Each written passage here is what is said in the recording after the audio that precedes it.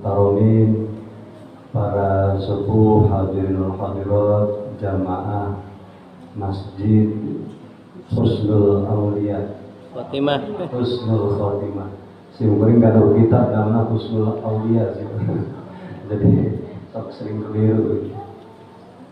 Bapak Ibu hadirin sadayana nu sing hormat, alhamdulillah urang ieu ngagaduhan pangeran namina Allah Subhanahu wa taala, nu mana Allah itu ngagaduhan segala kasayaan, segala kebaikan. Dan segala kebaikan itu tidak untuk dirinya, tapi diperuntukkan, dibagi-bagikan kepada hamba-hambanya. Jadi orang kedah bangga, orang kedah senang ngagaduhan pangeran, ngagaduhan Tuhan anu namina Allah. Allah ngagaduhan segala kebaikan sanes kanggo nyalira, tapi dibagi-bagikan kepada semua hamba-hambanya tanpa terkecuali, baik manusia maupun selain manusia, itu hamba Allah. Karena mawujida ba'dal adam itu namanya hamba, mungkal hamba, tatangkalan hamba, sadayana perkara sesuatu perkara anu tadi nanti ayat teras ayat itu namanya hamba. Itu dibagikan, semuanya mendapatkan kebaikan sesuai dengan porsinya masing-masing. Jadi orang selaku orang Islam anu ngagaduhan keyakinan pangeran Gusti Allah, orang kedah bangga bahwa Allah itu maha segalanya, ngagaduhan sagalana, dan sagalana itu bukan untuk dirinya tapi dibagikan kepada hamba-hamba. Allah ngadawu di Al-Qur'an wa qulil hamdulillahilladzi lam yattakhidh walada. Ieu bukti, Pak. Bukti bahwa Allah itu ngagaduhan sagalana, alhamdulillah. Disebutkan didinya dina ayat eta wa qulil hamdulillah. Geura bejakeun cara bahasa Sunda mah, wahai Kanjeng Nabi Muhammad, geura bejakeun ka umat manusia alhamdulillah sadaya kasayang anu bakal dipuji akhirna itu gaduh Gusti Allah. Tuh. Saha ari Gusti Allah alladzi lam yattakhidh walada, anu henteu pernah ngagaduhan putra. Alamun pamana ayeuna Gusti Allah ngagaduhan putra, Allah mempunyai anak, maka secara logika, secara akal ya banyak, ketika orang memiliki kebaikan-kebaikan, harta benda, jabatan, apapun yang dia punya, ini kalau punya anak pasti akan diturunkan kepada anak. Nah, Allah lam yattakhidh walada, zat yang tidak punya anak. Padahal Allah mempunyai segala kebaikan-kebaikan. Buat siapa? Oh, berarti dengan demikian kebaikan-kebaikan yang dimiliki oleh Allah itu bukan untuk dirinya sendiri, tapi untuk dibagi-bagikan kepada seluruh hamba-hambanya. Insya Allah ya. Orang kita syukuran, jadi makanya dibiasakan orang kali maradit itu dibiasakan mas alhamdulillah itu perintah Allah kakaknya Nabi waqul alhamdulillahilladzi lam yattakhidh walada. Dibiasakan supaya naon? Supaya orang dia terbiasa menghormati orang lain, menghormati kebaikan orang lain, terus engkena bersyukur, berterima kasih. Dibiasakan berterima kasih. Waqul alhamdulillah. Bapak Ibu hadirin sadayana musim kuring dipih hormat, ngalajengkeun melanjutkan dina pengertian puasa anu parantos kusim kuring disampaikan di pertemuan pertama. Jadi puasa itu adalah al-imsaku an syahwatai batni wal farji yauman kamilan min tulu'il fajri ila ghurubis syamsi biniyati taqarrub. Biniyati taqarrub itu catatan. Jadi urang nahan dahar sareng nginum kedah dibarengan ku niati taqarrub. Niat aya kesengajaan. Kesengajaan naon taqarrub? Ibadah ka Allah. Maka dina masalah ieu lamun umpamina urang nahan tina dahar nginum tapi teu diniatan ibadah.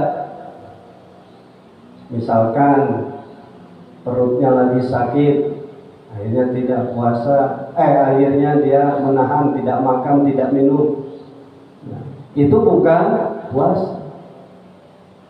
Jadi yang dinamakan puasa itu harus ada niat taqarrub, harus ada ibadah. Bapak Ibu hadirin sadayana, ibadah itu aya dua macam. Aya kuantitas, aya kualitas.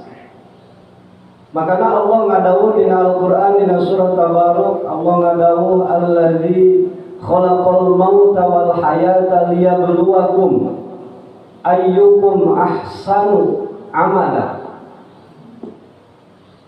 Jadi Allah zat anu parantos nyiptakeun maut sareng hirup.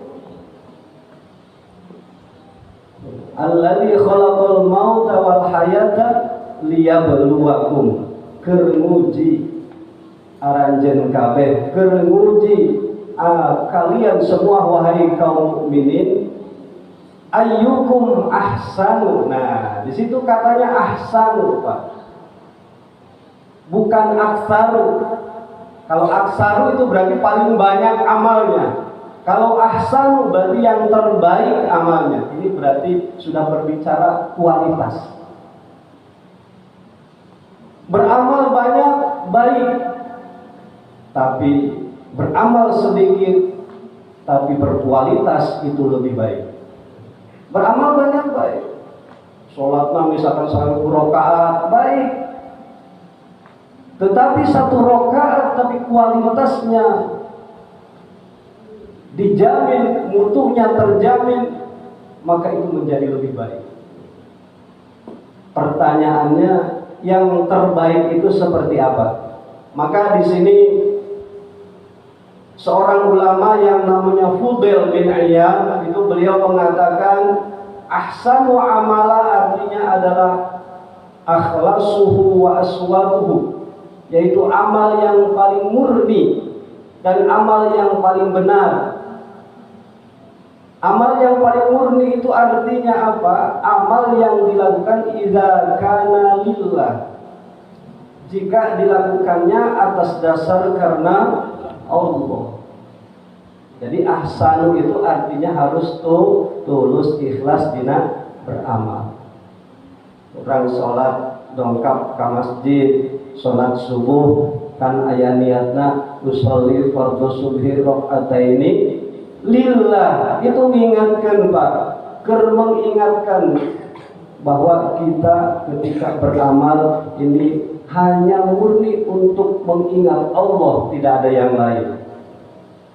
Jadi akhlasuhu, kapan amal orang eta tos diniatan seperti itu murni mung karena Allah,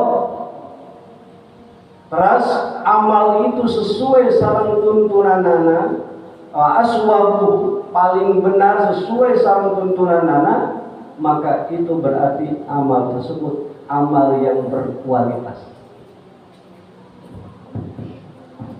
Bapak Ibu hadirin sadayana nukusin kuring pahaman, aya seorang hamba Allah anu soleh di perkampungan daerah Basrah anu namina Abu Abdullah An-Nibaji. Lamun Bapak Ibu terang pernah ke Irak, itu perjalanan antara tengah-tengah antara Makkah ke Irak. Basrah ke Irak itu di tengah perjalanan aya kampung namanya An-Nibaji. Pernah tinggal seorang hamba Allah yang soleh namanya Abu Abdullah An-Nibaji. Beliau mengatakan khamsu khisalin biha tamamul amal. Ya sudah dicatat baik-baik urang sadaya. Lamun umpamana urang hoyong ngagaduhan amal anu berkualitas. ngagaduhan amal anu mempunyai nilai terbaik di hadapan Allah Subhanahu wa taala. Karena Allah tidak menuntut amal banyak, tapi dikatakan di situ ujiannya adalah bagaimana kita bisa beramal yang terbaik. Maka beliau mengatakan khamsu khisalin biha tamamul amal. Al-imanu bi ma'rifatillah. Anu pertama kata beliau al-imanu bi ma'rifatillah. Catatan pertama ketika kita beramal maka kita harus kenal Allah dulu. Kenal siapa yang kita taati. Kenal siapa yang kita ibadahi.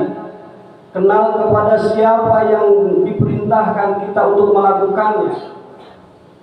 Nah ini penting. Al-imanu bima'rifatillah. Kenal kepada Allah. Minimal tadi seperti yang sudah saya katakan, Allah itu tidak pernah punya anak. Itu berarti sudah kenal. Mau ditambah lagi, banyak dalam Al-Quran ayat-ayat yang menunjukkan bahwa Allah itu mempunyai sifat ini dan itu. Contohnya misalkan di dalam Al-Quran dikatakan innani anallahu la ilaha illa ana fa'budni wa aqimis sholata li dzikri. Lo kenal berarti Allah itu anu miwarang orang ibadah, anu miwarang orang sholat. Gusti Allah itu Tuhan putra, Gusti Allah itu pangeran hiji-hijina anu disembah orang. Berarti orang kenal. Jadi orang dikenalkan ku Gusti Allah melalui Al-Quran. Innani anallahu la ilaha illa ana. Nah, kahiji, Pak. Jadi lamun umpamanya amal kita tidak ditujukan kepada Allah, kita belum kenal siapa yang kita ibadahi, kepada siapa kita merendahkan diri, kepada siapa kita taat. Kalau kita tidak tahu, maka ibadah kita itu ibarat debu yang berterbangan, sia-sia, tidak ada nilainya, tidak pernah terangkat naik ke langit, artinya tidak akan diterima. Lam yartafi al amal ila sama. Jadi amal tidak akan pernah naik ke langit. Loh kok ke langit? Emang Gusti Allah ada di langit? Tidak, Gusti Allah tidak di mana-mana. Tapi Allah menempatkan para malaikat di langit dunia. Setiap hari sesudah asar, para malaikat itu mencatat amal-amal hamba-hambanya Allah. Jadi Allah mengutus malaikat di langit dunia mencatat amal. Tidak akan pernah naik kalau amal itu tidak didasari dengan keimanan. Makanya harus didasari dengan keimanan. Itu yang pertama. Kemudian yang kedua, kata Abu Abdullah An-Nibaji, beliau mengatakan wa ma'rifatul haqqi. Ketika kita beramal, pastikan amal yang kita lakukan adalah amal yang benar. Wal haqqu ma yuwafiqun nabiyya sallallahu alaihi wasallam. Sesuatu yang benar adalah sesuatu yang sesuai dengan ajaran baginda Nabi Muhammad sallallahu alaihi wasallam. Maka pastikan ketika kita beramal, beramallah sesuai dengan ajaran agama yang diberikan, yang disampaikan oleh baginda Nabi Muhammad sallallahu alaihi wasallam. Contohnya misalkan subuh itu berapa rakaat Kanjeng Nabi melakukannya? 2 rakaat, maka jangan ditambah atau dikurangi. Kalau kita menjalankan subuhnya 1 rakaat atau 2 atau 3 rakaat, maka itu tidak sesuai, bukan ajaran agama yang benar. Maka pasti itu akan tertolak, tidak akan pernah diterima karena tidak sesuai dengan ajaran agama Islam. Puasanya sampai duhur, tuntunannya seperti apa? Ajarannya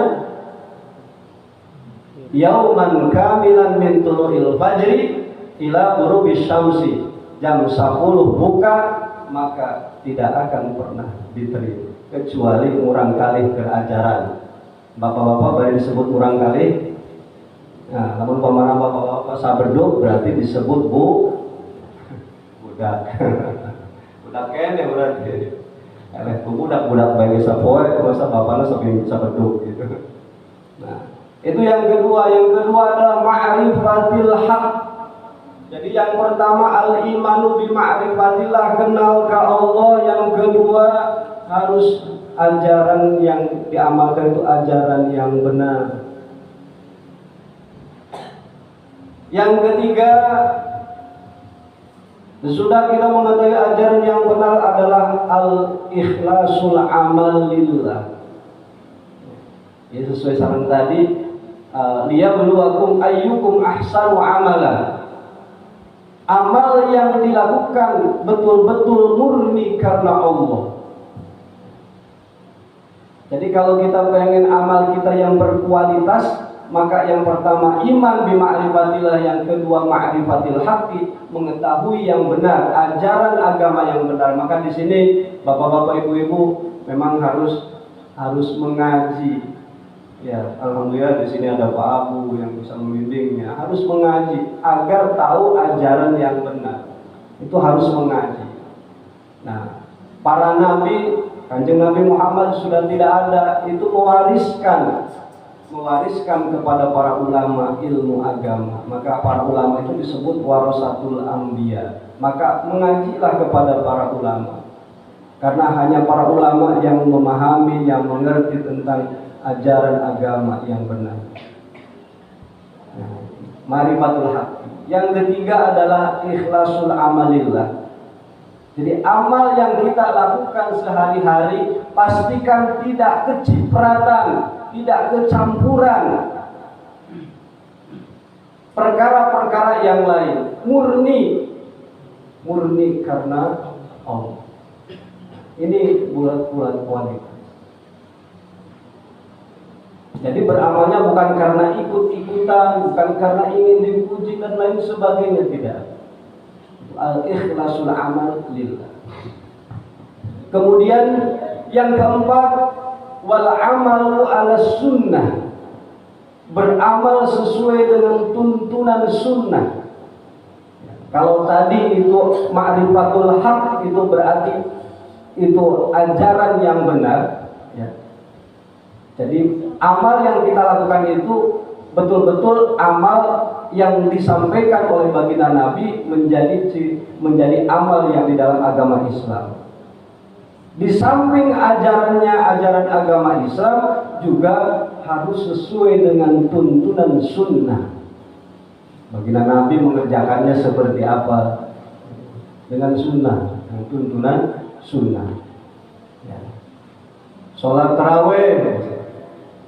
Baginda Nabi dulu sholat tarawihnya berapa? Ada yang mengatakan seperti ini, ada yang mengatakan sedikit. Maka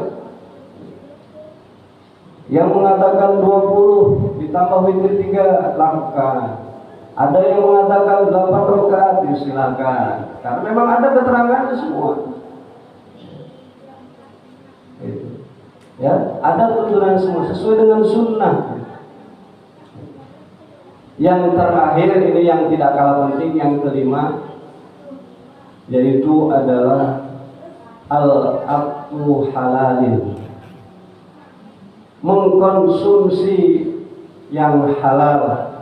Tidak hanya makanan, Pak, tapi semua yang menempel di dalam tubuh kita ketika kita akan beramal, pastikan semuanya halal. Bajunya halal, sarungnya halal, apalagi makanannya, asupannya.